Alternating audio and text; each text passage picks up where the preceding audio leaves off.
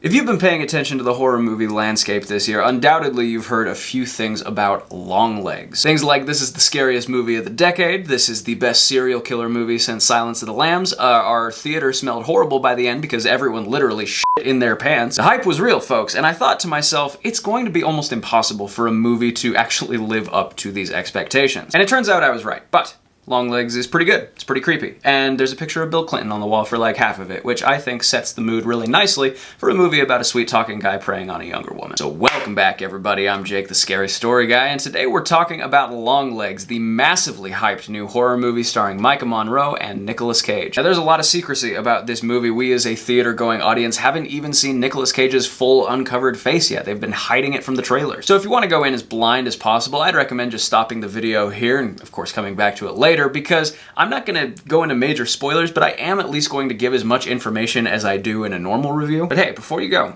like this video, subscribe to this channel.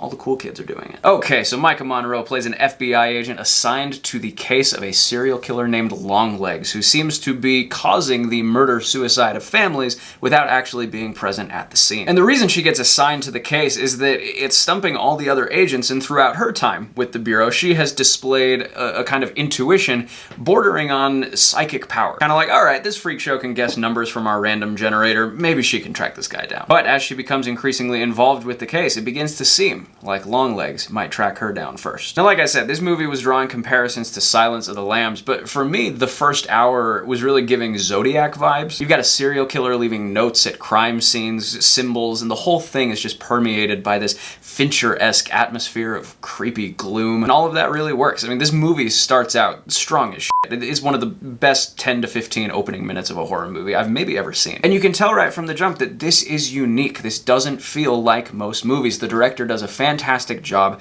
of capturing like the gravity of the situation just through the color palette, some of the movements of the camera. It's all just very odd. And speaking of the director, Osgood Perkins is behind the camera here, and a connection known to some horror fans is that Oz is the son of Anthony Perkins, who played Norman Bates in Psycho. And he clearly went into this with a very particular vision. You don't get the feeling this movie inspires by accident. And I'd say he's able to keep this momentum rolling for about an hour. That's when the movie started to take a turn, maybe a genre shift, actually, that to me didn't totally work. But before I get into that, let me go over a few more things I really liked, because there's a lot to recommend here. And let's start with Maika Monroe, who I think has kind of quietly become one of the best horror actresses of her generation. I can't believe It Follows came out a decade ago already, but she's not that old. She was actually just born a week after I was.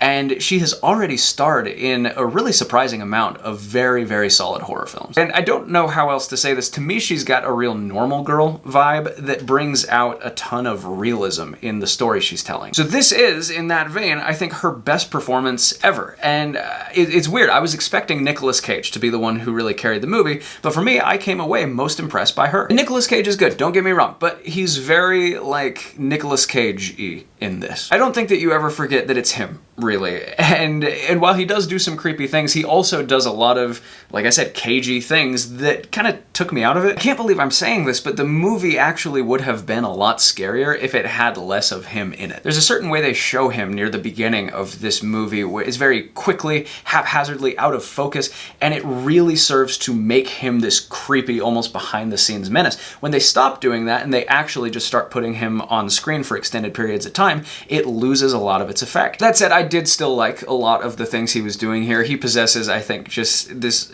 almost unique ability to truly lose his mind on screen, and you definitely get your money's worth of that here, even if he does kind of seem like a cross between Twisted Sister and the Johnny Depp version of Willy Wonka. I should also point out, this movie is genuinely unsettling, especially in the first half. It makes the profession, being an FBI agent, seem so dreary and miserable that you can hardly even understand how these people live normal lives and also do the work they do. It's very, very 90s. Like I said, all the offices have pictures of Bill Clinton on the wall. And to me, maybe I'm alone in this, but the 90s are actually a really eerie decade for nostalgia. I don't know, it's something about, like, maybe the last time things were normal, like before the internet came in and ushered in this new digital age. To me, the 90s aesthetic is this really strange mixture of feeling modern while also feeling like it's a totally different world, and Longlegs uses that to great effect. This movie's almost trance-inducing, actually. You almost have to, like, grab your mind and drag it back to your normal life when it's done. That being said, I unequivocally think that Longlegs does not live up to the hype, and a lot of that is due to the direction that things go in the last 40 minutes or so. It's a pretty ineffective case of subgenre mixing, I think might be the best way to say it. It's like, it's this kind of horror movie, but then all of a sudden it turns on its head. It's like, no, it's this kind of horror movie. I'm really struggling not to spoil this as I talk about it, as you can probably tell.